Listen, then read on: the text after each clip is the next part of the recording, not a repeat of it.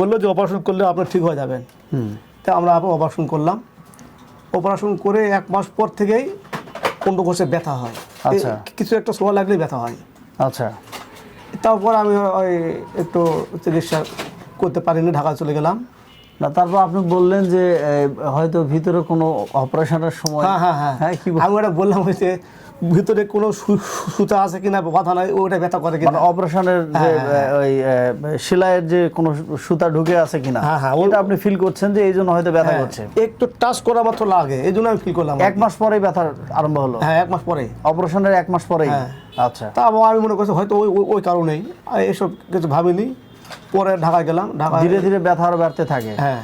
আসসালামু আলাইকুম প্রিয় দর্শক, সবাই কেমন আছেন? আশা করি সবাই অনেক ভালো আছেন। আজকে আলোচনা করব যারা পুরুষের অন্ডকোষে ভেরিকোসিল রোগ দেখা দিলে শুরুতেই অপারেশনের জন্য দৌড় দেন, ধৈর্য হারা হয়ে যান, ঔষধ 1 মাস বা 2 মাস খেতেই তাড়াহুড়া শুরু করে দেন, 3 মাস ওষুধ খেলেন, সাথে সাথে অপারেশন করে ফেলছেন, যে 2 মাস ওষুধ খাওয়ার পরে যে আরেক মাস খাবেন সে ধৈর্য নাই, অপারেশন করে ফেলেন, তাড়াহুড়া করেন। তো অপারেশন করার পরে কি পরিণতি হতে পারে, কি পার্শ্ব প্রতিক্রিয়া দেখা দিতে পারে, আজকের সেই একটি প্রামাণ্য চিত্র নিয়ে আজকে তুলে ধরবো। আমার পাশে যাকে দেখতে পাচ্ছেন, ওনার অন্ডকোষে ভেরিকোসিল রোগ হয়েছিল এবং পাশাপাশি এরপর অপারেশন করেছেন। অপারেশনের পরে আরও অনেক রকম সমস্যা দেখা দিয়েছে। তো কি সমস্যায় উনি বর্তমান ভুগছেন, কিভাবে আপনার এই সমস্যা দেখা দিল এবং শুরু থেকে এ পর্যন্ত কি সিমটম আগে দেখা দিয়েছিল, এখন কি সমস্যা হচ্ছে, আর কোথা থেকে এসেছেন, বিস্তারিত একটু খুলে বলেন। আসসালামু আলাইকুম, আমি মোহাম্মদ ফেরদৌস হোসেন, জয়পুরহাট থেকে এসেছি। জয়পুরহাট থেকে? হ্যাঁ। জয়পুরহাট কোথায়? জয়পুরহাট বিল্লা গ্রাম। আচ্ছা। তো আমার ফার্স্ট টাইমে আমার ওই এজোস্পার্মিয়া রোগ হয়, ভূমধ্যাত্ব, বাচ্চা কাচ্চা হয় না। বিয়ে করছেন কত বছর হচ্ছে? 12 বছর। 12 বছর, মানে এক যুগ হচ্ছে বিয়ে করেছেন, কোনো সন্তান হচ্ছে না? না। আচ্ছা।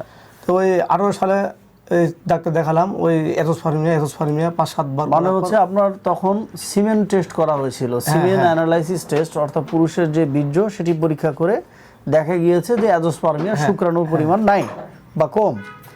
এরপরে সেই চিকিৎসাটা চলতে থাকে। হ্যাঁ, ওই চিকিৎসা চলার পর তখন দেখলাম হচ্ছে না।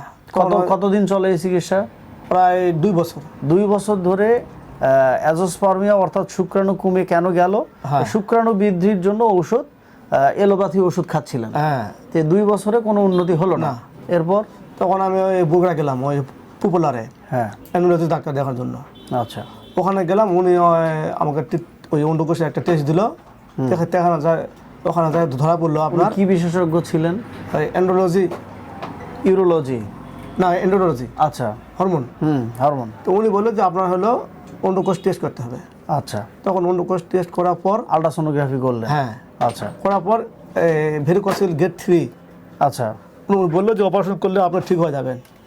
তা আমরা অপারেশন করলাম।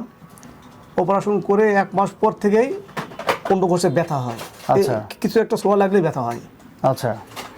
তারপর আমি ওই একটু চিকিৎসা করতে পারিনি, ঢাকা চলে গেলাম। না, তারপর আপনি বললেন যে হয়তো ভিতরে কোনো অপারেশনের সময়। হ্যাঁ কি আমি ওটা বললাম হয়েছে ভিতরে কোনো সুতা আছে কিনা কথা নাই, ওটা ব্যথা করে কিনা, অপারেশনের যে ওই সেলাইয়ের যে কোনো সুতা ঢুকে আছে কিনা ওটা আপনি ফিল করছেন যে এই জন্য হয়তো ব্যথা করছে। একটু টাচ করা মাত্র লাগে, এই জন্য আমি ফিল করলাম। 1 মাস পরেই ব্যথা আরম্ভ হলো? হ্যাঁ 1 মাস পরে, অপারেশনের 1 মাস পরেই। আচ্ছা। তা আমি মনে করছি হয়তো ওই কারণেই, এসব কিছু ভাবিনি। পরে ঢাকায় গেলাম। ঢাকা ধীরে ধীরে ব্যথা আরও বাড়তে থাকে। হ্যাঁ। আচ্ছা। মাঝে মধ্যে অন্ডকোষ ফুলে ওঠে।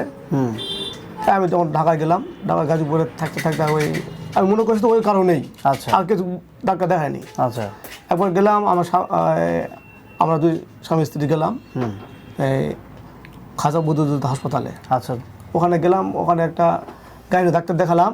উনি আবার টেস্ট দিল, সিমেন্ট টেস্ট, হরমোন টেস্ট করার পর অলিগোস্পার্মিয়া দেখা দেয়। আচ্ছা। তখন আমি ওই ডাক্তারকে বললাম যে আমার অন্ডকোষে ব্যথা করতেছে। তো উনি আমাকে না পেয়ে খাইতে কয়। আচ্ছা। ওই জন্য আমার ওখানে আর চিকিৎসা করি নাই আগ করে। আচ্ছা। ওরা গেলাম ইউরোলজির কাছে গেলাম, পপুলারে গাজীপুর। ওখানে যাওয়ার পর 1 মাস ওষুধ দিল, খাওয়ার পর তারপর আবার ওই টেস্ট দিল অন্ডকোষের। তখন যা গেট 2 দুটাই দুটো অন্ডকোষে। দুই অন্ডকোষে গ্রেড 2, লেফট রাইট দুইটাতেই। হ্যাঁ, আচ্ছা। তখন ডাক্তার বললো যে আমরা একবার উপর দুবার অপারেশন করি না, হ্যাঁ, যদিও কেউ করে থাকে সে তার ব্যাপার, আমরা কারো ক্ষতি করতে চাই না। মানে সঠিক কথাটাই উনি তখন বললেন যে এটা অপারেশন করে আসলে ভালো হবে না, না অপারেশনের সমাধান নাই, এখন ওই রেস্টে থাকেন, একটু চলাফেরা একটু আলাদা করতে হবে। মানে স্যালেন্ডার করে দিয়েছে। হ্যাঁ, যাই হোক, স্যালেন্ডার করলে উনি অন্তত দ্বিতীয়বার অন্তত আপনার ক্ষতি করেনি। না না, প্রথমে অপারেশনের যে ক্ষতিটা হয়েছে, পরবর্তীতে যে এলোপ্যাথি ডাক্তারের কাছে যার কাছে গেলেন, দ্বিতীয় ক্ষতি উনি আর আপনার করেনি। না, উনি আমার বললো একটা কথা যে একটা প্রয়োজন ছাড়া অপারেশন করা যায় না। তো এটা অপারেশন করলে এটা পার্শ্ব প্রতিক্রিয়া রয়েছে, এবং অপারেশনের যে পার্শ্ব প্রতিক্রিয়া হয় এটা বাস্তব প্রমাণ তো আপনি নিজেই। হ্যাঁ, আমি নিজেই। অপারেশনের পরে তো আপনার আগে যা সমস্যা হয়েছিল সেম সমস্যা দেখা দিয়েছে, পাশাপাশি দুটো স্পর্শকাতর, মানে ওখানে টাচ লাগলেই ব্যথা করে। হ্যাঁ হ্যাঁ, যেই টাচ লাগলে ব্যথাটা আগে ছিল না। না, অপারেশনের আগে কি টাচ লাগলে ব্যথা না, ছিল? আমি তো বুঝতেই পারিনি, ব্যথাই ছিল না। ব্যথা ছিল না, কিন্তু অপারেশনের পরে টাচ লাগলে এখন ব্যথা করতেছে। হ্যাঁ, তো বন্ধুরা বুঝতেই পারছেন অপারেশন কতটা পার্শ্ব প্রতিক্রিয়া, এবং পরবর্তীতে ওনার ওলোজোস্পার্মিয়া সমস্যাও দেখা দিয়েছে। 12 বছর হচ্ছে, কোনো সন্তান হয়নি। এজন্যই সবসময় যাদের অন্ডকোষে ভেরিকোসিল অর্থাৎ রগগুলো ফুলে যায়, কেঁচোর মতো হয়ে যায়, তাদের বন্ধ্যাত্বজনিত যে সমস্যা হয় এ বিষয়ে অনেক সতর্ক করা হচ্ছে রোগীদেরকে।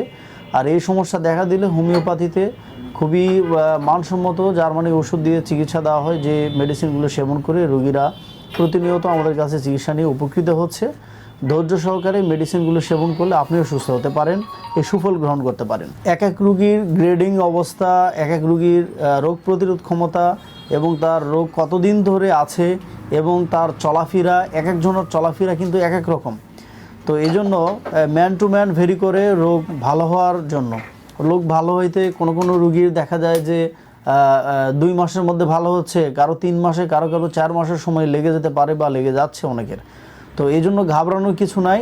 ধৈর্য সহকারে আপনি যদি ওষুধগুলো সেবন করেন, অবশ্যই হোমিওপ্যাথি চিকিৎসা, একমাত্র হোমিওপ্যাথি চিকিৎসার মাধ্যমে বিনা অপারেশনে ভেরিকোসিল, অর্গাইটিস, হাইড্রোসিল এই রোগগুলো থেকে আপনি পরিত্রাণ পেতে পারেন। অপারেশন মুক্ত সুস্থ হতে চাইলে হোমিওপ্যাথি চিকিৎসার বিকল্প নেই। আর এই রোগ যদি আপনার দেখা দেয়, এই রোগ দেখা দিলে আপনি কি করবেন কি করবেন না, আপনার জন্য কি করণীয় দিক রয়েছে, কি বর্জনীয় দিক রয়েছে, ইতিপূর্বে অনেক ভিডিওতে আমি আলোচনা করেছি। সেই ভিডিওগুলো দেখলে আশা করি আপনি অনেক উপকৃত হতে পারবেন। ঘরে বসেই আপনি সচেতনতা অবলম্বন করতে পারবেন, আপনি ঘরোয়া কিছু টিপস অবলম্বন করতে পারেন। সেজন্য ভিডিওগুলো অবশ্যই দেখার আমন্ত্রণ রইল। তো এখন আপনার কাছে জানতে চাই যে সমস্ত রোগীদের ভেরিকোসিল প্রবলেম দেখা দিয়েছে, তারা অপারেশনের দিকে যাবে নাকি হোমিওপ্যাথি চিকিৎসা নেবে, তাদের উদ্দেশ্য করে আপনি কি বলবেন বলেন। আমি যেটা মনে করি ওই অপারেশন না করাই ভালো, কারণ ওটা প্রত্যেকটা রিকারেন্স হয়, এটা হলো 100%। এটা তো আপনি তো নিজেই প্রমাণিত। হ্যাঁ, তো আজকে সহযোগিতা করার জন্য আপনাকে অসংখ্য ধন্যবাদ। প্রিয় বন্ধুরা, হোমিওপ্যাথি চিকিৎসা নিন, হোমিওপ্যাথি চিকিৎসার সাথে থাকুন।